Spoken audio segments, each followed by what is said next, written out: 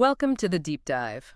We dive into your sources, articles, research, top online courses to give you that shortcut to expertise. And let's face it, few things cause more workplace dread than hearing mandatory meeting, especially when you know there's a terrible slideshow coming. So today, we are tackling presentation software. Yeah, and that dread, it's completely justified. We looked into this, and one survey actually found people would rather do their taxes or go to the dentist or even give up sex than sit through another awful presentation. Yeah. Death by PowerPoint definitely earned its name. The stakes are, well, pretty high.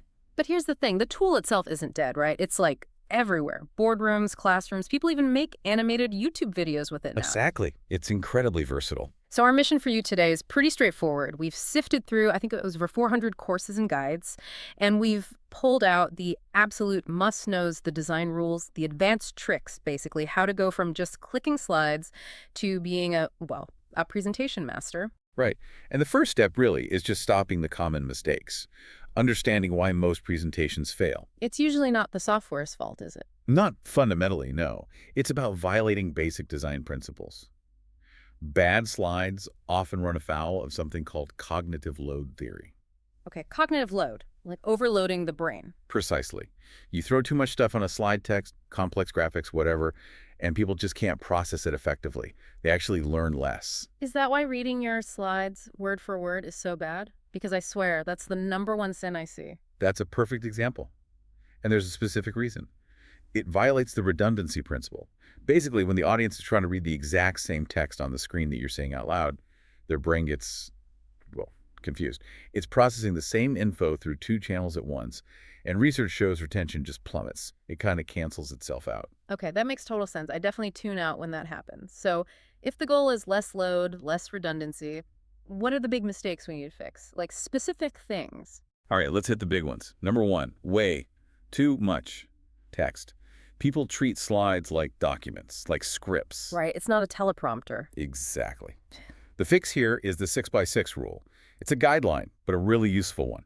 No more than 6 lines of text per slide, and ideally, no more than 6 words per line. 6 words per line. Wow, that forces you to be concise. It really does. It makes you remember the slide is just visual support, not the whole story. Okay, 6x6. What else? I bet contrast is high on the list, those weird color combinations. Oh, definitely. Poor contrast is a visual crime. You need clear separation.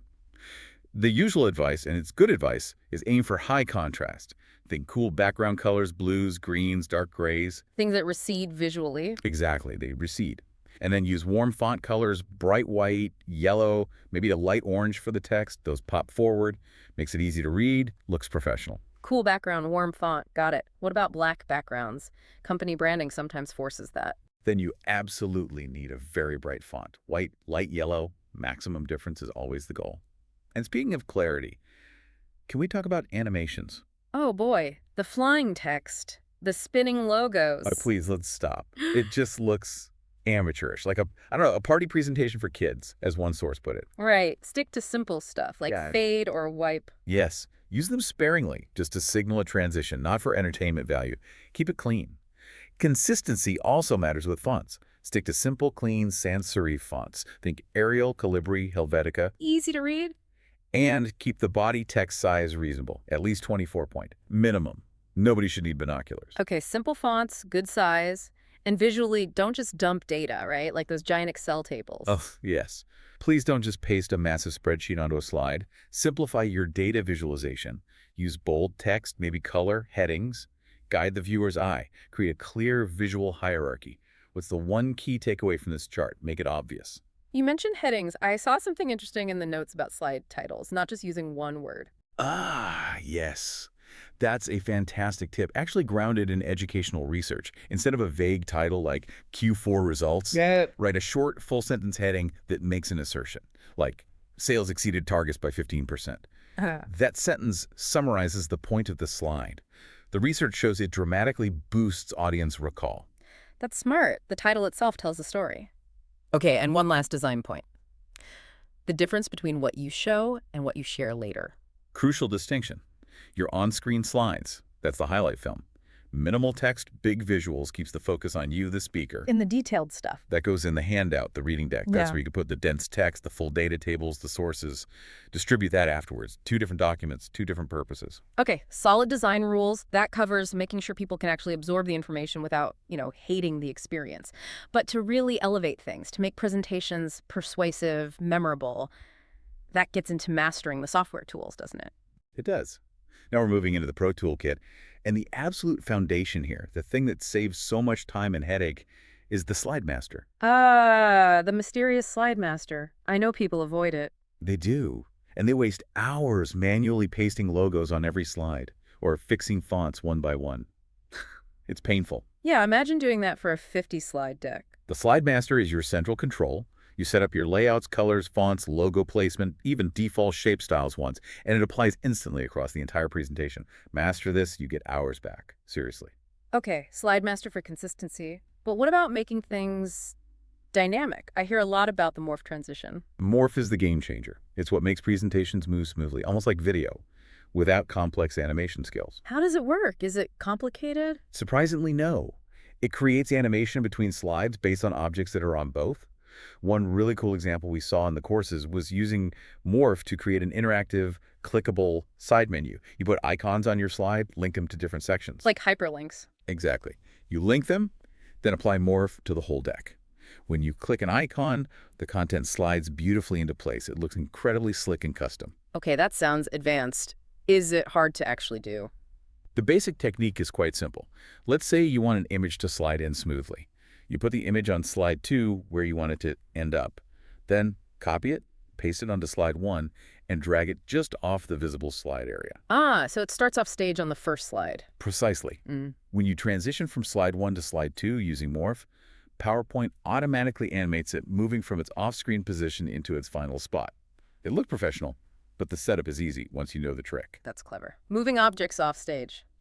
Okay, more for animation. What about handling data effectively within the tool? I saw a note about sorcery. Yes, that was about linking Excel charts. This is huge for anyone dealing with numbers that change. You can paste a chart from Excel into PowerPoint, but choose the option to maintain a link to the original Excel file. So if the Excel data updates? You just right-click the chart in PowerPoint and hit Refresh Data. Boom! The chart updates automatically.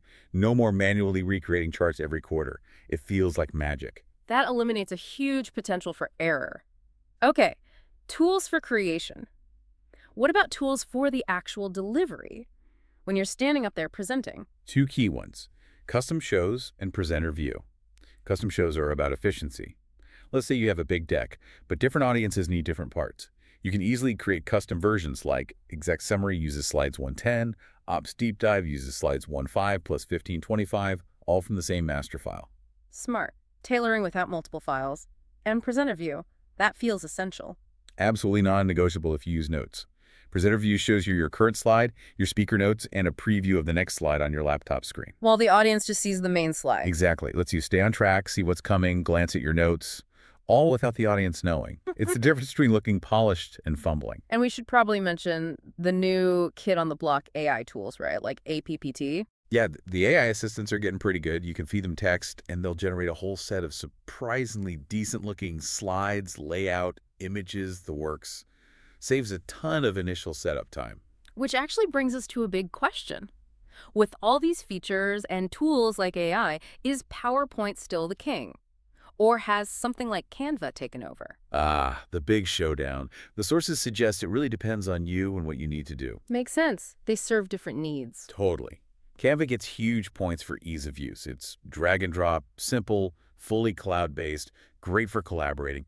And honestly, its templates often look more modern, more like a graphic designer made them, right out of the box. It's fantastic if you're not a design pro and want something stylish, fast. Okay, so Canva for speed, style, and non-designers. Where does PowerPoint still win? PowerPoint wins for the power user. If you need that deep control over slide masters, if you're doing complex custom animations with Morph, you need sophisticated charting or that live Excel data linking, PowerPoint still offers more depth and flexibility. So pick the tool for the job. If someone wants to really learn this stuff, where should they go? We looked at a lot of courses. We did, and we found a few standouts depending on your goal.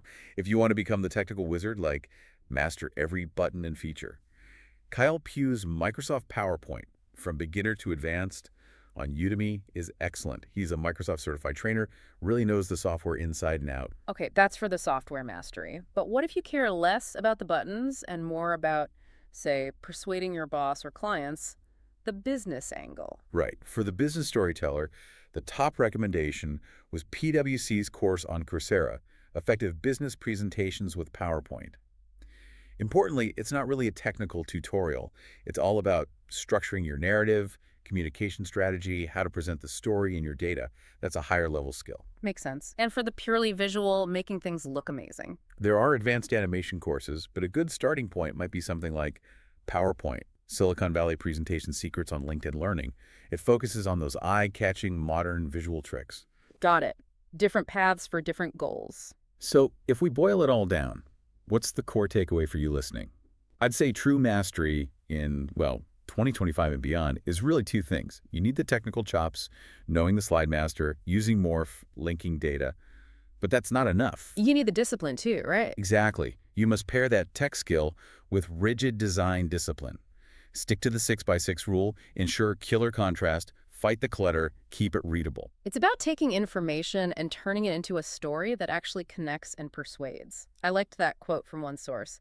The art of a great presentation is not just in the slides you create, but in the story you choose to tell. That's it. And that story structure, that clarity is paramount. It's not just about looking good. Think about that chilling real-world example, the NASA Challenger disaster report. Critical data about the risks was in the presentation, but it was buried, obscured by dense text and poorly designed slides. Wow. So design failure isn't just unprofessional. It can have truly devastating consequences. It absolutely can. Your message must be clear, crystal clear, impossible to miss. Definitely something important for you to mull on this week. So here's your challenge. Yeah. Pick one of those advanced features we talked about. Maybe it's the slide master. Maybe it's giving Morph a try. Maybe it's linking an Excel chart. Just pick one and commit to really figuring it out this week. Your future audiences and probably your own sanity will thank you for it. Until next time, keep digging.